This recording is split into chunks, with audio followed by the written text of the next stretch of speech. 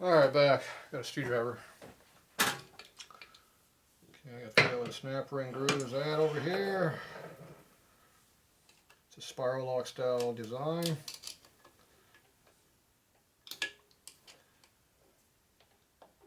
It's hard to get to when it's in the stand here, so it's easy to take it out of the damn stand. Like that.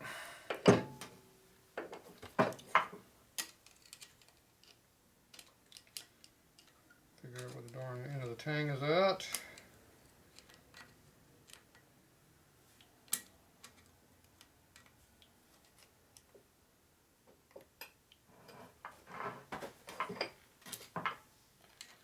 That's what the tang is at.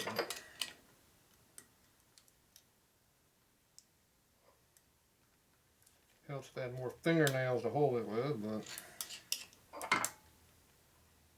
it is what it is.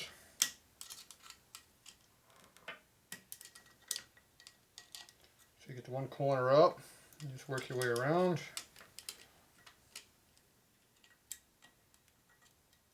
Don't force it too hard. If it don't want to come up, just get behind it and pull it out a little bit. You got those 4 splines in there, so you got plenty of room to stick a screwdriver down in there and move it up. Get behind it and just pull it up out of the groove.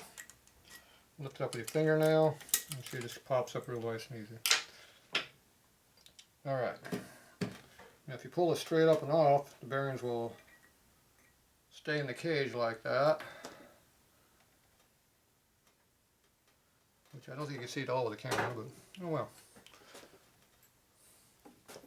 It is what it is.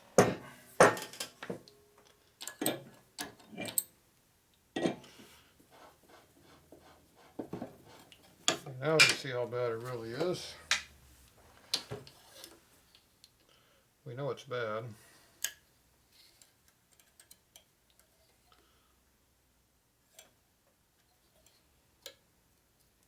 Got some room for the indicator to work. The cage has to have some room on the tin can to move around. Okay. Oh yeah, that's definitely twisted big time. On a new bike they call that scissoring. On an old bike we just call it screwed up out of true. So you can see how the lines are moving off to each other. That's because it's moved. And you can watch the flywheels moving up and down on the right side here. This one here is moving up and down quite a bit. You can really see it wobbling. So my guess is that crank pin knot right here is not very tight at all, and that's allowing it to be loose. I don't put these stupid locks or anything on my bikes. I leave a lot of crap off. They don't do anything anyway. I put Loctite on everything and I tighten the piss out of them. This one was not tight enough. That's why it moved. If it was tightened all the way, it wouldn't be moving very easily. Okay, so to straighten this up, you gotta move it the opposite direction where it's bad. So right now we're high right here on this side, and this side we're high right here. Crank pin's in the middle. So you gotta beat this one here, you gotta beat this one here. And I usually prefer beating on the sprocket side than the pinion side. Slip this in here. What happened to my piece of metal that used to be over here? It appears to be missing. I'll use this one for now. Okay, so that holds the flywheel up with a punch under it. Chisel, big chisel. You got a little light hammer. Just give it a little light love tap there to see what happens. You had that nice stud and not much bouncing. That means it's not very good. It means it probably moved. My flywheel just bounces real bad because it doesn't want to move, which is a good thing. Okay, it looks about the same out of bad. Now, did we go too far and go the opposite way? It looks like we went the other way. Or did we? No, we're same general area. Okay, we're going to do that again. Except a little harder. At some point it's going to move. Much better now.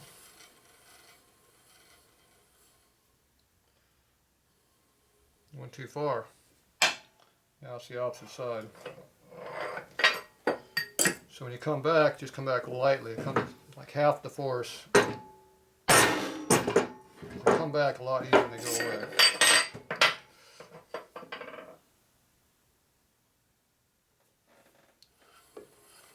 Okay, now they're almost square with each other now.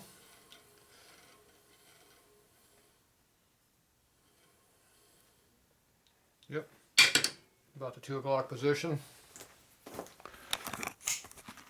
So it's high right here, that means you're low here. You spread the flywheel here with a chisel right here that we're using. Bring it in. So now you can see how the indicators are, what they're doing. And if you look at the flywheels, they're not bouncing up and down as much, but they are going in and out.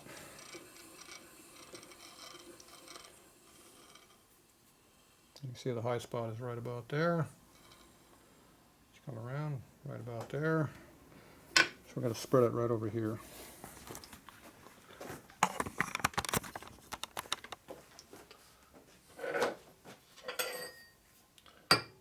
Precision spread job. We go a little bit further down. On the 7 o'clock position probably. Make sure you back off the taper so it's got room to span out. I didn't there swinging, but there's not much spring back on this crank because it's not very tight. So my cranks are a lot harder to true. Yeah, that thing went way, it moved a bunch. Okay, so now it's high down here at the bottom. Remember I spread it right here. It moved easy. So now we're going to squeeze with a C-clamp. About one of those.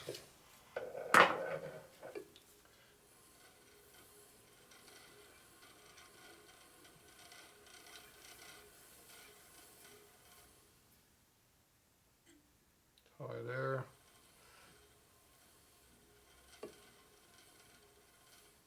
It's about high over here. Here and here. Crank pins are right here. So the crank pin's here, this one's high here, this one's high over here. So the flywheel needs to shift down slightly, but it needs to move a lot. So if you look at the indicators, see how the left flywheel is not moving, the right side is moving a lot. Now, in case you dumbass can't tell your left and the right, this is the right side because this is the right side of the motor. This is the left side of the motor. Now, when you're in a truing stand, it's the opposite. But we talk about what the bike sees, not what you see. So this is the right side, this is the left side. So that one there is out pretty good. This one here is basically not moving hardly at all.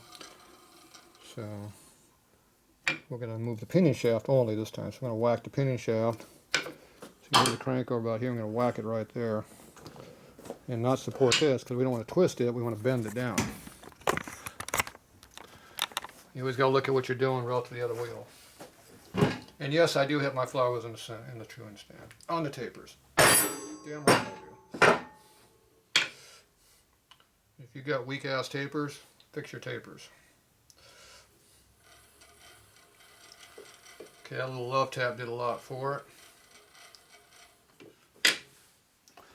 And once again, I'm not really hitting it that hard because these flywheels are pretty easily movable right now because they're not very torqued. They're not tight very much. So you can see that's a lot less. It's like half what it was.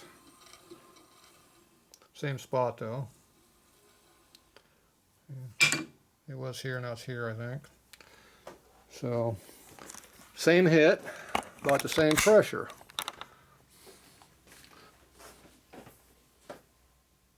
Because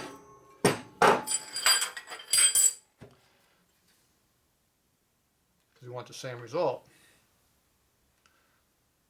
So let's see what we did. And right now it's runnable, it's half a line. Which is 1 thou.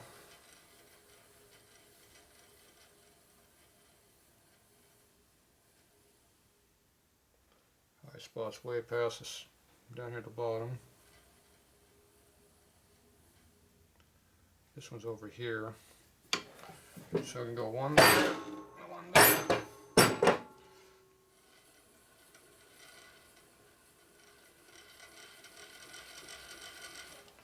Okay, I got the pinion shaft nice, and the sprocket shaft is not quite as good. So you can see how the right side is barely moving.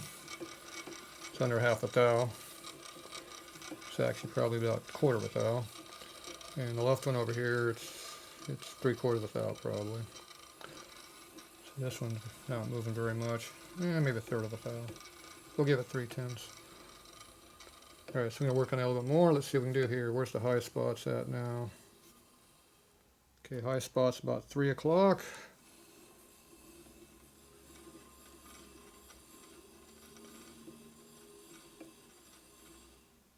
I think it's down here just past center. So it'll be about 7 o'clock on that side. So that means the right one's high on here and the other one's high over here. So we got a couple positions. We got to move a couple things to get that centered up a little closer. So the worst one is this side. This side over here moves very easy though. So be careful. Okay, double check. You're there. It's hard to see where this one's at because it doesn't move hardly anything.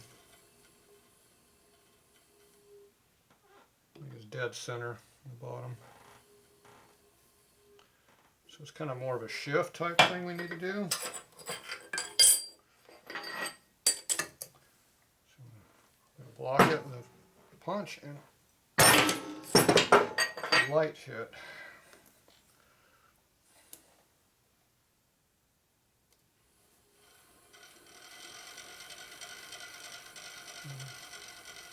Okay, pretty close.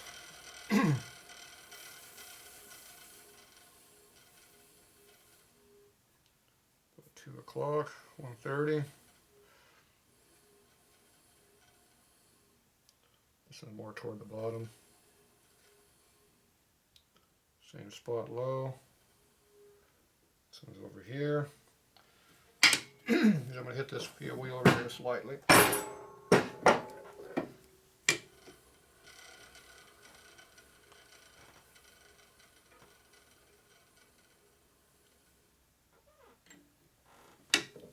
Again.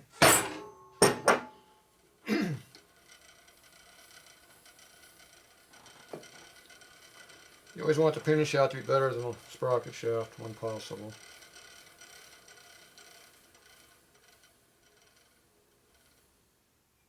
Still on the bottom.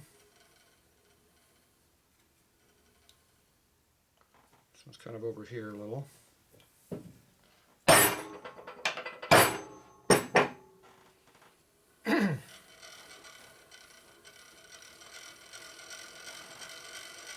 I think we're pretty close now.